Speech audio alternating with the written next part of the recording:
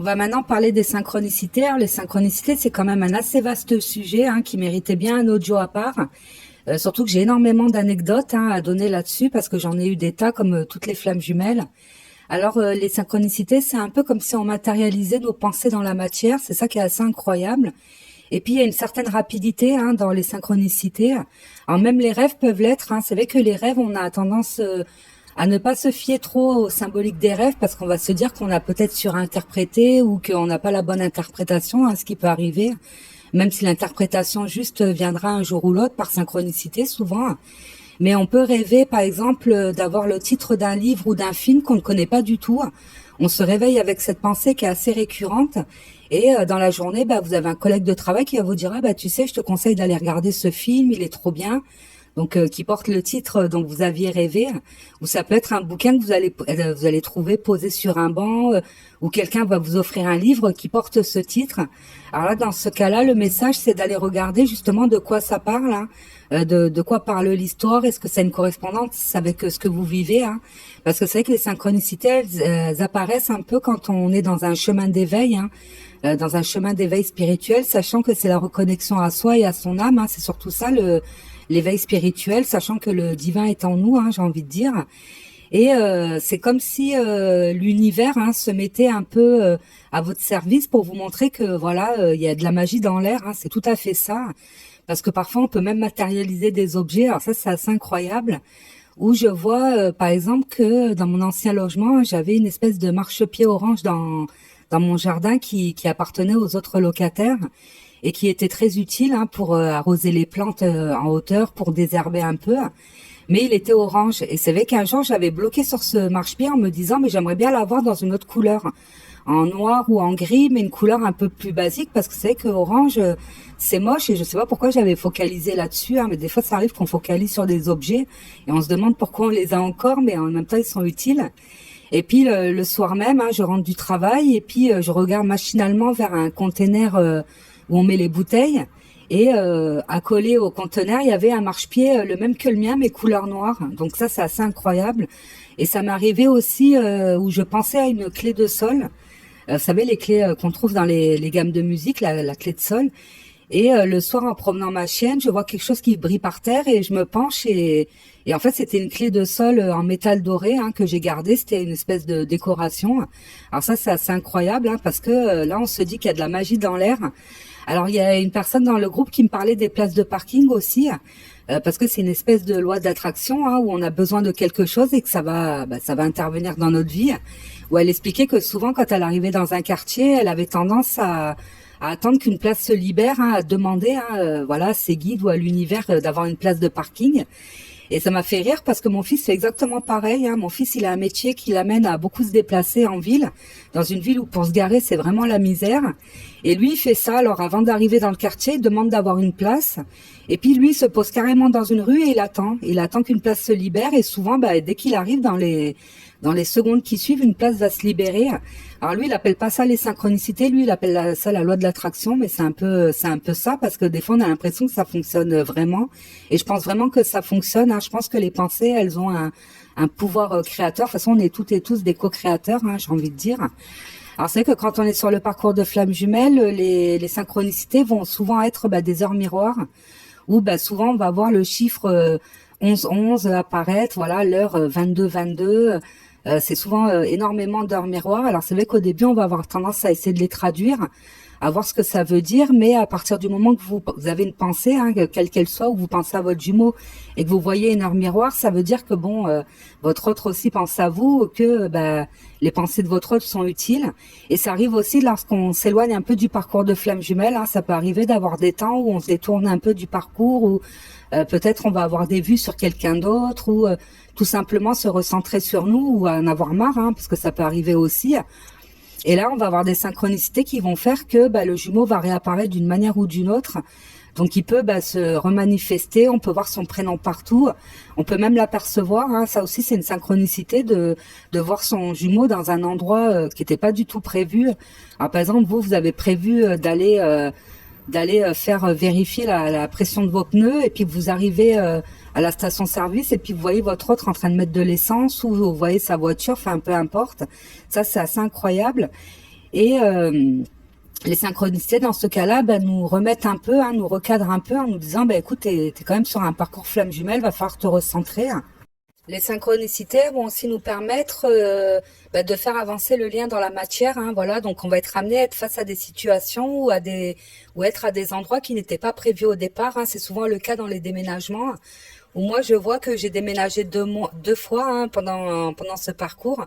Donc la première fois, ça m'a permis de m'isoler, de me retrouver un peu seule pour travailler sur moi parce que j'avais besoin d'énormément de calme, ce qui n'était pas le cas dans l'endroit où j'étais auparavant. Et puis la deuxième fois, pour déménager, changer carrément de région. Alors là, ça s'est fait totalement...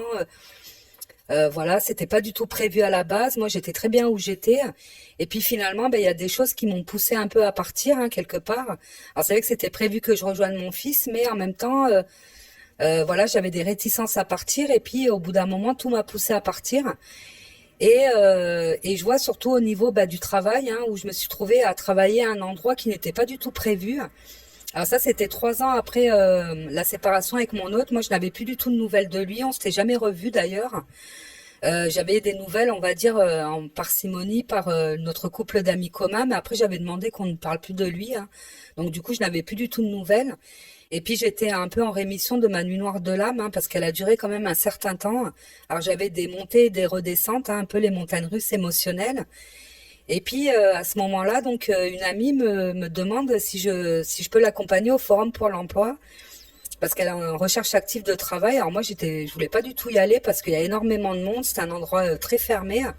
Mais vu son insistance, je l'accompagne finalement. Alors elle, pendant tout le temps où elle faisait la tournée des stands, moi j'étais en retrait.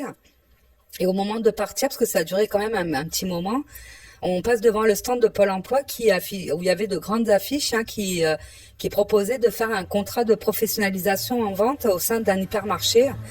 Et mon ami me dit, tiens, c'est sympa, on peut avoir un diplôme, ça dure 6 mois, c'est pas mal. Et puis elle se renseigne auprès du monsieur qui tenait le stand et puis qui lui donne les modalités, qui lui explique un peu comment ça se passe.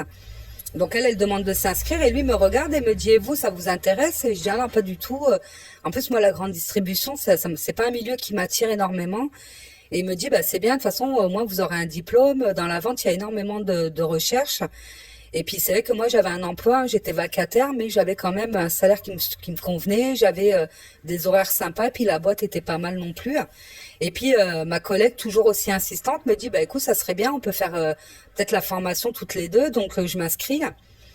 Et puis 10 jours après, il était prévu qu'il fallait aller au sein de Pôle emploi pour faire des tests, pour voir si on était apte à candidater du moins.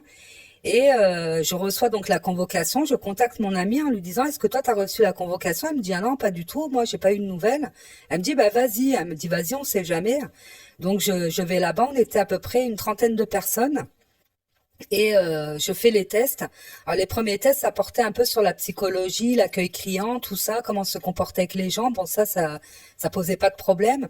Par contre, le niveau calcul et maths, alors là, j'ai complètement planté parce que moi, les maths, c'est pas du tout mon truc. Et donc je me dis, de toute façon, j'ai dû louper le test. Et d'ailleurs, ça n'a pas loupé parce que j'avais même pas la moyenne. Et je me dis, au moins, c'est réglé. Mais ce qui n'empêche qu'encore 10 jours plus tard, je reçois une convocation pour passer l'entretien auprès de l'hypermarché. Alors je me dis, quand même, c'est assez incroyable. Bon, j'y vais. Donc je passe l'entretien qui se passe parfaitement bien. Et au final, on s'est retrouvé un groupe de 8 personnes qui ont été retenues, dont j'ai fait partie. D'ailleurs, ça a été très bien parce que j'ai fait de superbes connaissances et puis je suis retombée un peu dans l'adolescence. C'est vrai que c'était un peu scolaire, c'était sympa. Et puis on avait de la pratique. Alors la pratique, c'était de travailler en caisse parce que forcément l'hypermarché bénéficiait d'aide de l'État pour embaucher. Donc c'était un peu donnant-donnant. C'est vrai que ça arrangeait un peu tout le monde. Donc voilà, c'était pas mal. Mais un matin, j'étais en train de me préparer pour aller travailler. Alors voilà, il faut avoir quand même une tenue assez correcte. Moi, je me maquillais quand même, faut avoir les ongles faits, tout ça. Mais ce matin-là, je sens une espèce, j'avais déjà raconté, une espèce d'excitation intérieure. Tout vibrait à l'intérieur de moi. C'était assez incroyable. J'avais une excitation. Et je me dis, je sais pas pourquoi, je sais que mon autre et moi, on va avoir une interaction, même visuelle, mais aujourd'hui, il va me voir. On va se voir aujourd'hui, donc il faut que je me fasse belle. Et c'est vrai que je me suis fait un brushing, j'ai mis du rouge à lèvres, voilà, je me suis fait plus jolie que d'habitude. Et puis j'arrive sur mon lieu de travail, et puis je vais voir ma chef de caisse. Et quand on est en formation, hein, on est toujours dans les mêmes caisses, hein, en règle générale. Donc je lui demande qu'elle me place et elle me dit bah tu vas en caisse prioritaire. Et c'est vrai que ça m'a étonnée parce qu'en caisse prioritaire, les gens en formation n'y vont pas parce que comme c'est des caisses assez problématiques, et ils mettent plutôt des personnes qui savent gérer les conflits clients, qui ont de l'ancienneté. Et elle me dit bah écoute, moi j'ai besoin de quelqu'un en caisse prioritaire, tu te mets en caisse prioritaire.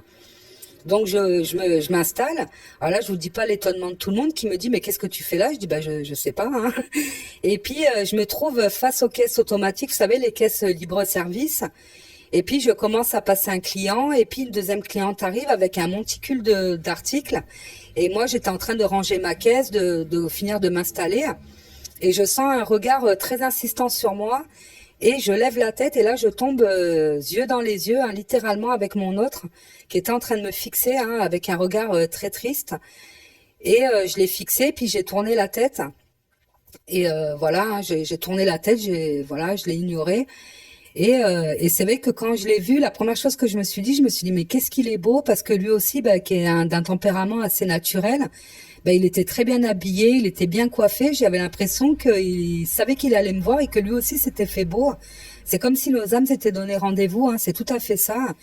Et souvent c'est ce qui arrive d'ailleurs quand on sent qu'on va croiser son jumeau et on va s'apprêter. Et le jumeau pareil, hein, c'est assez incroyable. Alors vous allez me dire, bah, pourquoi t'as tourné la tête, pourquoi t'as pas répondu à son regard ou tu l'as pas contacté par la suite, parce que je pense que c'est ce qu'il aurait voulu. Bah, c'est parce que 2 jours avant, par synchronicité, j'avais croisé une connaissance à lui que j'avais eu l'occasion de rencontrer, hein, lorsqu'on se fréquentait, on se côtoyait chez notre couple d'amis communs, et qui m'avait demandé si j'avais des nouvelles de lui, et moi j'avais répondu que non, et m'avait dit bah de toute façon c'est pas plus mal, il fait n'importe quoi, il est en couple avec une fille chez ses parents. Et puis ça consomme des stupéfiants, ça fait n'importe quoi. Et moi je m'étais sentie trahie dans le sens où mon autre, j'ai toujours senti qu'il avait un problème avec sa mère et qu'il avait un manque maternel. Et d'ailleurs, je pensais même qu'il avait le complexe d'Oedipe, hein, parce que c'est vrai que, voilà, des fois, d'ailleurs, je lui avais dit, mais tu m'aimes comme un enfant aime sa mère, hein. Souvent, c'est de manière inconditionnelle. En tout cas, moi, je l'avais traduit comme ça. Et c'est vrai que je l'incitais à se rapprocher de ses parents, à passer du temps avec sa mère, parce que je sentais qu'il avait un manque à ce niveau-là. Et de savoir qu'il était chez ses parents à faire n'importe quoi avec une fille, ça m'avait un peu déçue, hein. Je me suis dit, s'il m'a quitté pour faire ça, je vois pas l'intérêt. Donc j'avais quand même une colère envers lui. Et c'est vrai que si j'avais pas croisé cette personne 2 jours avant, je pense que peut-être mon autre, voilà, j'aurais fait un sourire et peut-être que je lui aurais envoyé un message dans la soirée, mais ça n'a pas été le cas, malheureusement. En tout cas, je sais pas si c'est lié, mais 2 semaines plus tard, mon autre a quitté sa petite amie avec perte et fracas et a quitté le pays, hein. C'est là qu'il est parti à l'étranger pour travailler. Donc je sais pas, voilà, moi je pense qu'il y a peut-être eu un lien, hein. Ça a peut-être été pour lui la goutte d'eau qui a fait déborder le vase, mais tout est juste, hein, j'ai aucun regret là-dessus. De toute façon, je pense qu'on peut pas changer les choses et puis on s'en rend compte, hein, au fil du parcours. Et puis cette formation, elle a été bénéfique dans le sens où j'ai créé des amitiés, hein, notamment avec une dame qui avait le même âge que moi, parce que c'est vrai qu'on était au sein de la formation avec beaucoup de jeunes filles, mais il y avait une dame qui avait le même âge que moi, j'avais 36 ans moi à l'époque, et j'avais sympathisé avec elle et elle s'était beaucoup confiée à moi concernant son désir d'avoir un enfant et ses difficultés à en avoir. Parce qu'elle était mariée depuis pratiquement 10 ans et elle n'arrivait pas à avoir d'enfant. Elle avait essayé tous les traitements possibles et inimaginables et ça ne fonctionnait pas. Donc elle avait eu affaire à plusieurs fausses couches. Et donc voilà, arrivé vers la fin de la formation, il y avait possibilité, hein, qu'on soit embauché par l'enseigne, ce que je n'avais pas voulu parce que ça m'a pas du tout plu, hein. J'ai trouvé que c'était un milieu assez fermé, assez sectaire, avec beaucoup de rivalité, donc ça me plaisait pas énormément. Donc moi je savais que j'allais pas continuer, mais cette dame souhaitait continuer, hein, la formation et être embauchée. Alors un jour j'arrive en cours et je sais pas pourquoi je me sens poussée à dire, alors moi c'est vrai que j'ai l'habitude de parler sans filtre, mais là c'est sorti d'un coup, j'ai dit bon je vais lancer une prédiction, on va avoir un bébé formation, il y a un enfant qui va naître de cette formation. Et de là ma formatrice elle me regarde totalement interloquée et je m'excuse, hein, je dis je suis vraiment désolée parce que tout le monde était choqué. Et parce que tout le monde commençait à dire non moi je veux pas d'enfant, moi je suis trop jeune, moi je suis trop si. Et ma formatrice a dit dit c'est étonnant de dire ça comme ça. Elle me dit qu'est-ce qui vous fait dire ça? Je dis je sais pas, c'est sorti tout seul, je suis désolée. Et puis bon, on a fait le cours normalement et à la sortie du cours Donc mon ami est venu me voir et m'a dit mais pourquoi tu as dit ça pourquoi tu as dit ça? T'as senti quelque chose? Je dis ah non, pas du tout, je sais pas. Et elle me dit parce que je venais à peine d'annoncer à la formatrice que j'étais enceinte de quelques semaines. Et comme je souhaite être embauchée par l'enseigne, je lui demandais justement si je devais être amenée à être hospitalisée. Est-ce que ça pouvait mettre en péril mon embauche ou voilà comment ça allait être perçu par l'enseigne. Et de là, moi je la félicite. Et puis finalement, on a terminé la formation et l'enfant est né. Hein. L'enfant est né en très bonne santé. Voilà. Moi, j'ai gardé contact avec cette maman et ce qu'elle m'a confié, même son mari. Hein, pour eux, ils pensent que moi, j'ai un peu joué sur la naissance de cet enfant parce qu'elle m'a dit quand tu as parlé d'un bébé formation, qui avait un enfant qui allait naître dans cette formation, ça m'a enlevé un poids. Elle m'a dit j'avais un poids à l'intérieur de moi, j'avais une espèce de boule de stress qui a disparu parce que je me suis dit que cet enfant-là, tu l'avais visualisé quelque part. Donc voilà, ça a eu peut-être un effet placebo. Mais en tout cas, voilà, donc cette formation, elle m'a été utile, elle n'était pas du tout prévue. Hein, ça a été voilà une petite parenthèse dans ma vie, mais qui a apporté beaucoup, en tout cas, parce que oui, on peut être la synchronicité de quelqu'un. Hein. On peut être amené à avoir des personnes qui viennent vers nous et qu'on a aussi, nous, quelque chose à leur apporter, à leur délivrer. Hein, ça peut arriver aussi. Ce qui est très intéressant aussi quand on est sur un parcours de flamme jumelle et quand on est dans un parcours d'éveil, c'est que souvent des synchronicités vont nous amener à être confrontés à des anciennes situations. Il y a des dossiers qui vont ressortir où on va être amené à recroiser des personnes de la famille, des ex même, avec qui on a eu des conflits, mais qui doivent se régler pour nous permettre d'évoluer aussi. Alors moi, ça m'est arrivé avec mon ex-mari où j'avais expliqué qu'après la séparation, après sur le groupe, j'ai donné plus de détails, mais après la séparation... j'ai plus de nouvelles, ni moi ni mon fils, et ça a duré un certain nombre d'années. Et donc mon ex, voilà, je savais qu'il avait refait sa vie, il n'habitait plus dans la région, donc voilà.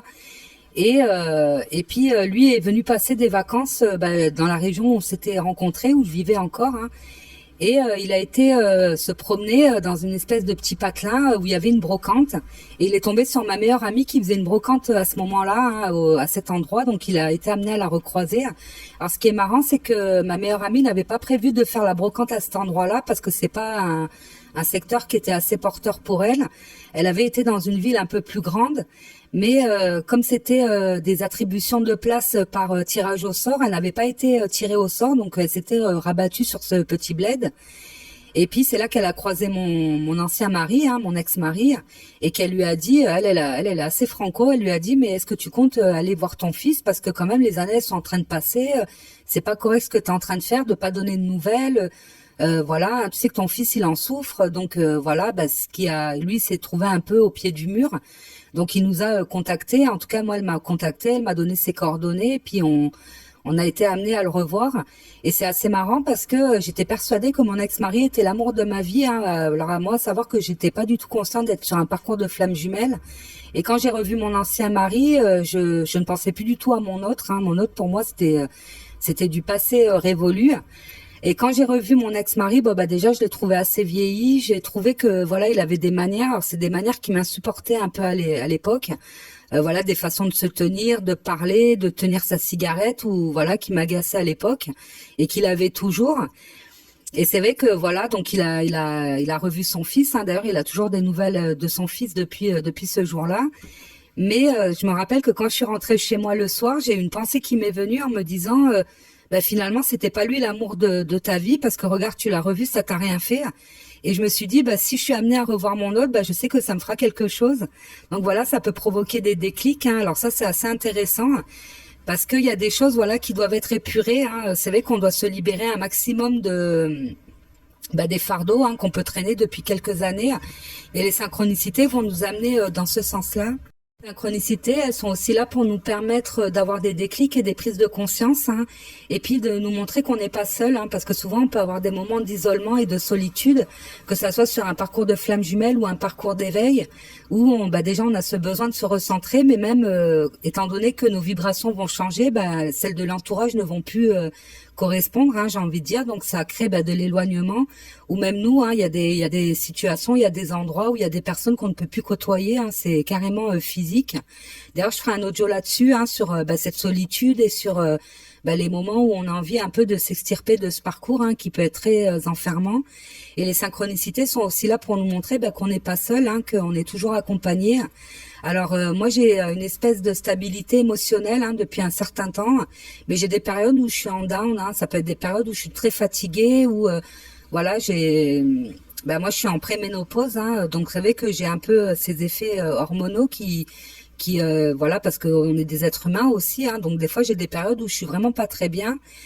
Et je vois que un soir j'étais en train de balader ma chienne. Alors je parle beaucoup de ma chienne et je vous expliquerai d'ailleurs comment je l'ai obtenue, hein, parce que c'est vrai que pour moi c'est ma partenaire de parcours de flamme jumelle, hein. On me l'a vraiment envoyée pour pouvoir me soutenir sur ce parcours. Donc je la promenais, il était assez tard, il était 23h30 et je me suis mise à pleurer, hein. J'ai eu une espèce de vague émotionnelle qui m'a prise et j'ai commencé à pleurer, à me dire que de toute façon j'étais seule, que ma vie me satisfaisait pas, que j'étais pas bien, enfin voilà. Et puis à ce moment-là, je sens une espèce de présence derrière moi et je me dis, mon Dieu, il y a quelqu'un qui est en train de marcher derrière moi, je ne sais pas comment je vais faire, hein, parce que moi je sors comme ça, avec les mains dans les poches. Et je me dis, qu'est-ce que je fais? Je me tourne et en fait il y avait personne. Et je me suis dit, finalement non, il y avait rien, mais j'ai vraiment senti une personne, hein, derrière moi, hein, comme si à ce moment-là on me disait, non, moi je suis là, donc je continue à faire mon petit chemin pour descendre. Et à ce moment-là, ma chienne, alors elle, qui est un chien de chasse, alors dès qu'elle voit un chat ou une souris ou quoi que ce soit, elle se met dans tous ses états, donc elle commence à poursuivre, moi je la tenais en laisse, mais à tirer pour aller vers une petite souris, et la petite souris, elle est tombée dans une plaque d'égout, la pauvre, et elle était en train de se noyer, donc j'ai soulevé la plaque et puis je l'ai sortie, hein. Et alors moi j'ai pas peur, hein, de tout ce qui est souris, rats, serpents, moi ça me pose aucun souci. Et je l'ai sorti et puis je l'ai séché un peu avec un mouchoir et j'ai dit voilà, c'est un peu ça la magie de la vie, donc ça m'a remonté le moral, hein, j'ai sauvé une vie.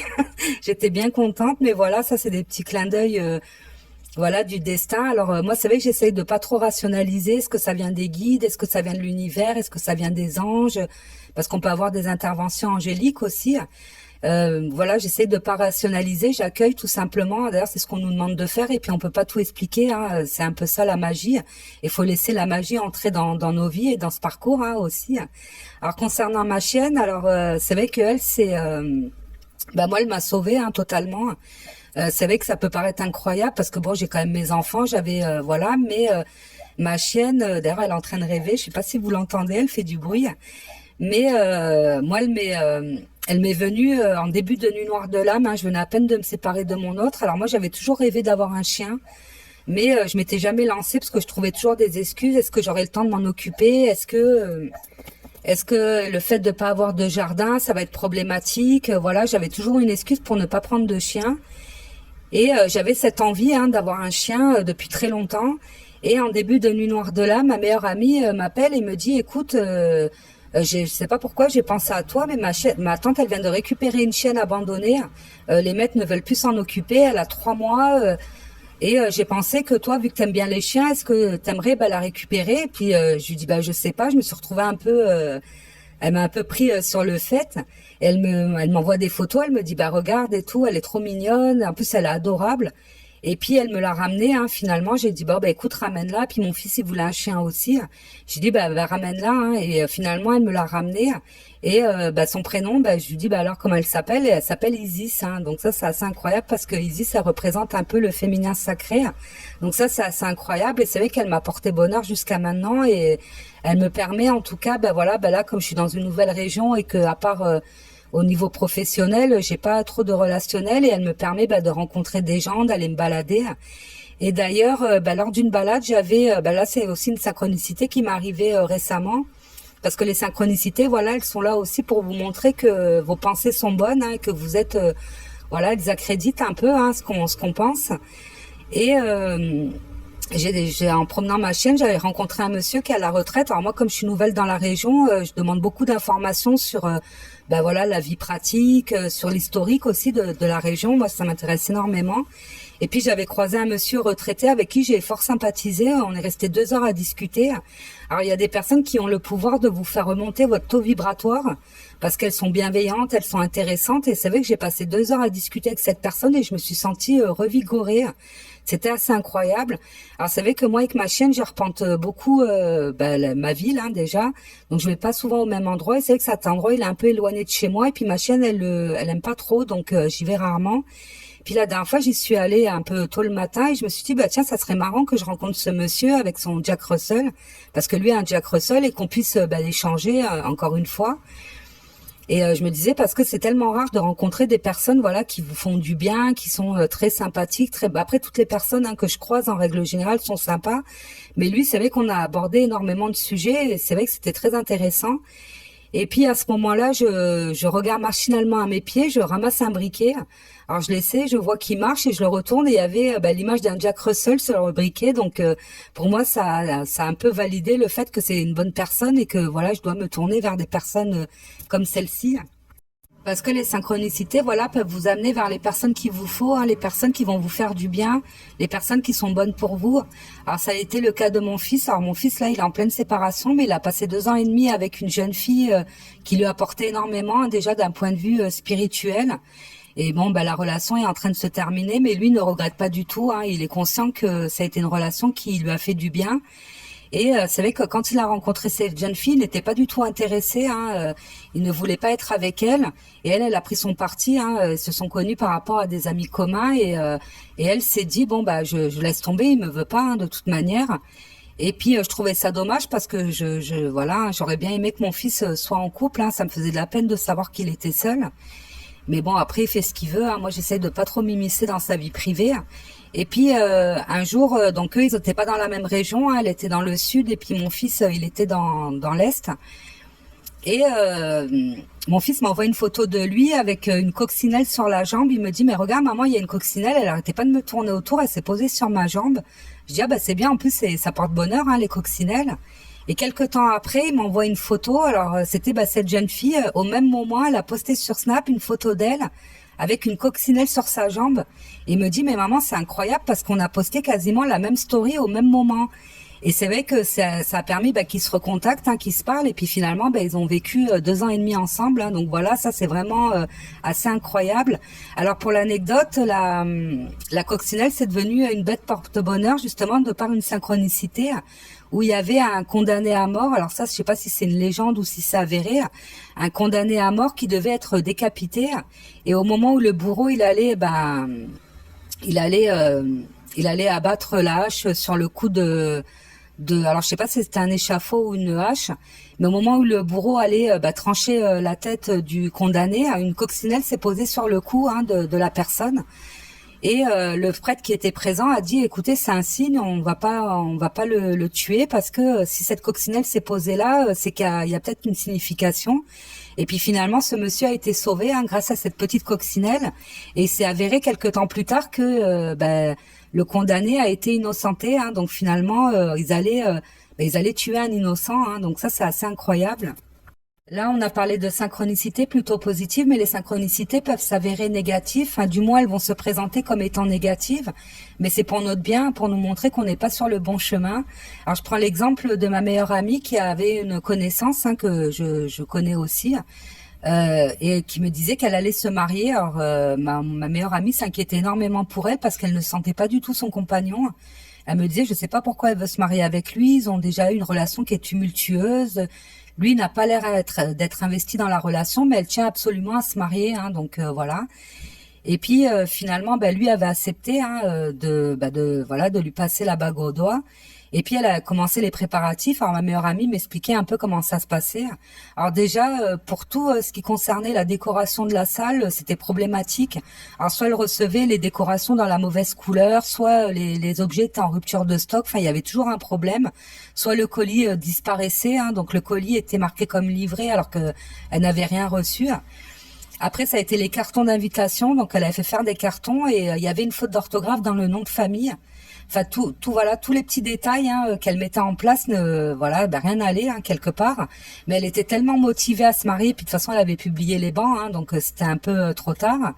Et ma meilleure amie m'expliquait que jusqu'au dernier jour, elle avait fait faire sa robe Elle avait fait retoucher sa robe et elle ne rentrait pas les bras à l'intérieur. Donc la robe avait dû être refaite à la va-vite. Enfin, c'était vraiment, il y avait rien qui n'allait. Et puis finalement, le jour J arrive. Tout se passe bien, voilà, la mairie, tout se passe bien, la salle, la fête. Et puis la mariée, elle avait fait venir une espèce d'énorme pièce montée. Hein. C'était à l'époque, c'était les gâteaux qui étaient beaucoup en pâte à sucre. Alors je sais pas si vous avez déjà essayé de faire des pâtisseries en pâte à sucre, c'est très lourd.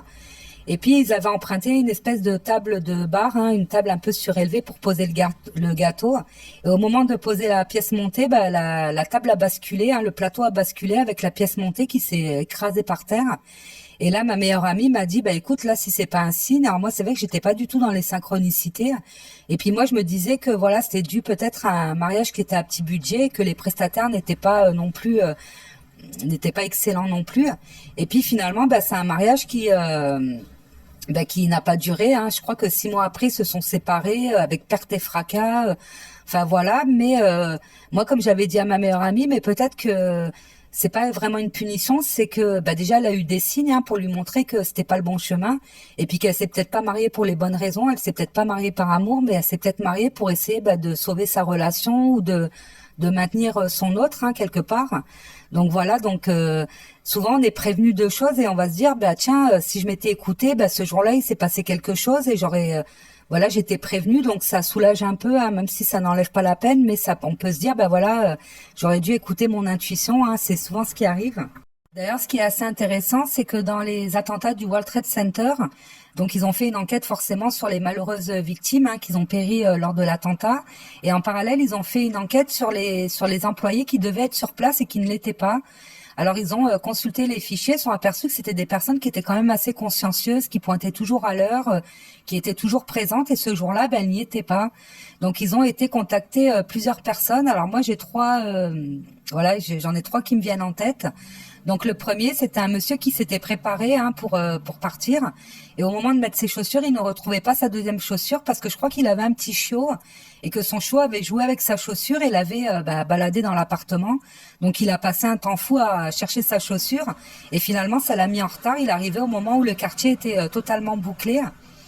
Il y en a un second, lui, qui empruntait toujours le même chemin pour aller travailler. Ce jour-là, il y a un énorme camion qui bloquait toute la rue, donc il n'a pas pu avancer. Et puis, finalement, il est arrivé en retard, hein, donc pareil, il a été sauvé. Et puis, une jeune femme qui, elle, préparait son enfant pour aller chez la nourrice. Alors, ils avaient leur routine matinale, tout se passait bien, mais ce jour-là, l'enfant a tapé des crises mémorables parce qu'il voulait pas mettre ce pantalon, parce qu'il voulait pas s'habiller. Donc elle a passé un temps fou à batailler pour le préparer, alors que c'était à la base un enfant qui était assez docile, assez sage. Et puis ça l'a mise en retard aussi, hein, donc ça c'est assez incroyable. Et on se rend compte que souvent dans les attentats ou dans les crashs d'avion, il y a des personnes qui se sont retrouvées bloquées hein, pour rejoindre leur avion ou certains lieux, hein, même au Bataclan, et où on se rend compte que il y a quand même des petites interventions angéliques, hein, voilà, c'est vrai que je veux pas mettre trop de termes là-dessus, mais c'est assez incroyable. D'ailleurs, je pense qu'on est beaucoup à dire que souvent on a été à des événements ou à des soirées où on a, par exemple, entamé un nouveau travail, on le sentait pas, on a eu des signes avant-coureurs et on y a quand même été, hein, donc tout est juste, hein, ça faut pas regretter. Parce que voilà, on a quand même des expérimentations à faire. Alors c'est vrai que les synchronicités dans le parcours de flammes jumelles, elles sont provoquées hein, souvent à notre insu, j'ai envie de dire. Donc ça, c'est toute la magie, mais on peut les provoquer aussi. Hein. C'est-à-dire si vous avez des questionnements, si vous avez envie d'avoir une réponse à votre question, demandez à votre inconscient, à votre âme, à l'univers hein, qui vous guide. Moi, souvent, c'est ce que je fais hein, quand je suis amenée à avoir une décision à prendre. Je demande. Souvent, avant de me coucher, je me dis, aide-moi à avoir la réponse. Qu'est-ce que je dois faire? Et souvent, j'ai la réponse au réveil ou souvent, je vais tomber sur un film ou peut-être avoir une conversation avec quelqu'un qui va me donner la réponse. Ou souvent, on peut entendre des gens parler, puis ils parlent du sujet qui vous préoccupe, et puis ils vous donnent les clés hein, quelque part. Alors moi, j'avais pour exemple une synchronicité d'un monsieur qui racontait que il était en train de créer un site web. Et il galérait à trouver le nom, hein. C'est-à-dire qu'il avait tout monté son site, mais le nom, il ne savait pas quel nom lui donner. Et puis son épouse, elle dormait à côté de lui et elle s'est réveillée, puis elle lui a donné un nom. C'était pas un prénom, mais un nom. Et puis elle s'est rendormie. Et lui, quand il a entendu ce nom, ça l'a tilté. Il s'est dit, ben voilà, je vais appeler mon site avec ce nom hein, quelque part. Et puis le lendemain, il a dit à sa femme, mais tu te rappelles que tu t'es réveillée, que tu m'as donné ce nom-là? Et elle ne se rappelait plus du tout. Hein. Donc ça, c'est assez incroyable.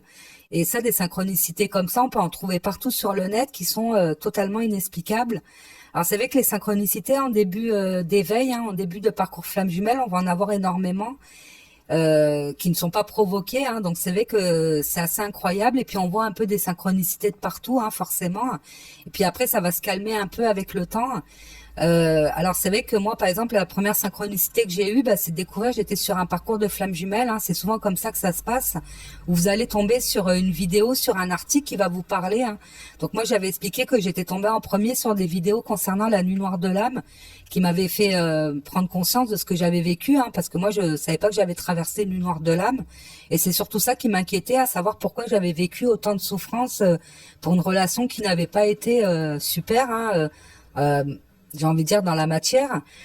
Donc ça, j'ai eu mes réponses et c'est souvent ce qui se passe, hein, parce que voilà, on savait qu'on est énormément connecté à nos téléphones, à tout ça. On est connecté souvent par le biais de Google, donc il y a un algorithme qui se met en place.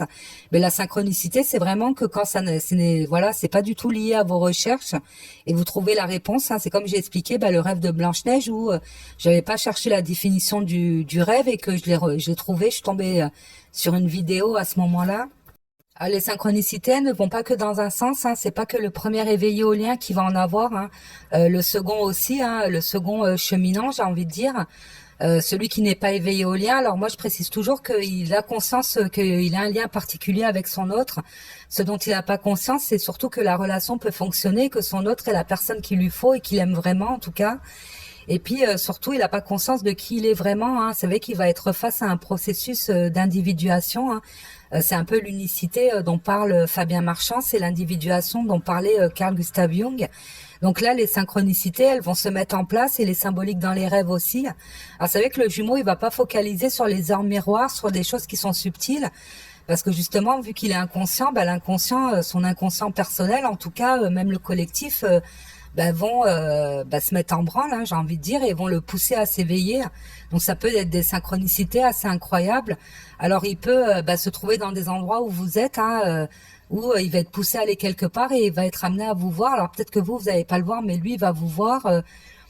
Ça peut être aussi quand vous n'habitez pas dans le même pays ou la même ville ou la même région, ce qui est souvent le cas dans les parcours de flammes jumelles, où il peut voir votre prénom partout, ou voir des personnes qui vous ressemblent de loin, croire que c'est vous même. Voilà, quand on dit je voyais cette personne de partout, c'est souvent ce qui se passe. Ou il peut même tomber sur des personnes qui vont lui parler de vous, hein, voilà, qui vous ont connu dans un certain contexte.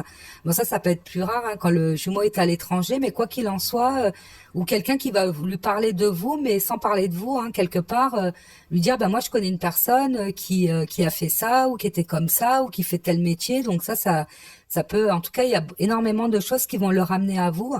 Parce que voilà, comme je vous ai dit, étant donné qu'il n'est pas éveillé, la source, son inconscient, son âme vont le pousser à un maximum.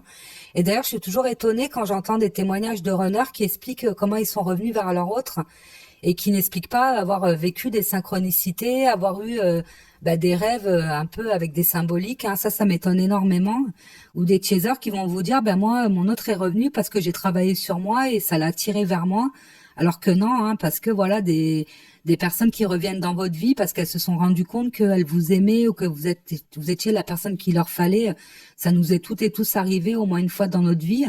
Mais là, c'est pas le cas dans un processus de flamme jumelle. Il y a quand même, voilà, que ça soit des deux côtés, il y a un cheminement à faire, il y a un processus d'éveil à soi qui va se mettre en place et les deux jumeaux sont concernés, hein, donc voilà, moi je dis pas que voilà, ce sont pas des flammes jumelles, mais moi ça m'étonne énormément qu'on ne mentionne pas tout ça parce que c'est des choses qui sont assez incroyables, hein, j'ai envie de dire, c'est ça on le vit qu'une fois dans sa vie, on le vit pas 10 fois, on le vit qu'une fois et avec une seule personne, hein, donc voilà. Alors je pense que j'ai fait le tour des synchronicités. Hein. Alors désolée de l'avoir coupé l'audio, mais j'avais peur qu'une partie saute et que j'arrive pas à la récupérer ou à la mettre en vidéo parce que je suis pas la reine du montage. Hein. Donc voilà, je pense que vous l'avez remarqué. Et en tout cas, je vous remercie pour votre écoute. Je suis désolée de pas avoir enregistré avant, mais j'étais tellement fatiguée que j'arrivais même pas à parler, à articuler, hein, c'est une horreur.